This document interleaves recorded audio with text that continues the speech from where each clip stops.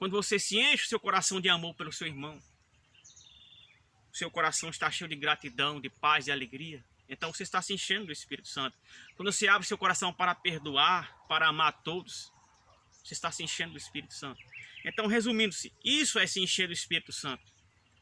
Não está limitado aí à igreja, não está limitado a um rito religioso, porque na igreja está cheio de pessoas que não têm o Espírito Santo.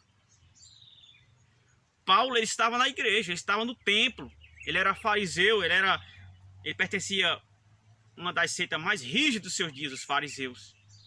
Mas ele não tinha o Espírito Santo. Por quê? Porque ele estava atrás de matar os irmãos. Ele estava perseguindo o irmão, ele querendo matar o irmão. Ele estava vazio do Espírito Santo. Ele estava cheio de letra, ele estava cheio de teologia, ele estava cheio de conhecimento, mas não tinha nada de Deus nele, em Saulo. Até ele ter o encontro real com Cristo no caminho de Damasco. Quando ele teve o encontro real com a coluna de fogo ali em Damasco, no caminho de Damasco, ele mudou. Aí sim, ali já não era mais o Paulo de outrora, que perseguia os irmãos, que odiava os irmãos, porque os irmãos ali estavam professando uma fé diferente da dele. Ele já queria matar o irmão. Ou seja, Paulo era um religioso, estava no templo, jejuava 2 vezes por semana, entregava seus dízimos, se vestia como um fariseu, andava como um fariseu, praticava tudo ali que a seita farisaica ensinava, era extremamente dedicado à religião, mas estava vazio do Espírito de Deus. E o que mostrava isso, que ele estava vazio do Espírito de Deus? Porque ele odiava os irmãos. Ele estava atrás dos irmãos que seguiam Jesus para matá-los, persegui-los, açoitá-los, levar à prisão. Então perceba que a religião, ela não te dá o Espírito Santo. Ser religioso não tem nada a ver com o Espírito Santo. Ir à igreja, praticar obras, boas obras, ter cursos teológicos, ter conhecimentos teológicos, ser mestre, ser doutor em teologia, isso não tem nada a ver com o Espírito Santo. Porque se fosse assim, Paulo estava cheio do Espírito Santo, mesmo perseguindo os irmãos, mesmo matando os crentes. De forma alguma, irmão. O Espírito Santo é a natureza de Jesus em você. O Espírito Santo é você se parecendo com Cristo a cada dia. E como saber que eu tenho o Espírito Santo? E como saber se o vizinho tem o Espírito Santo? É simples. Simples demais. Eu estou me parecendo com Cristo? O meu vizinho se parece com Cristo? Se não, não temos o Espírito Santo. Porque o Espírito Santo é o Espírito que estava em Cristo em nós.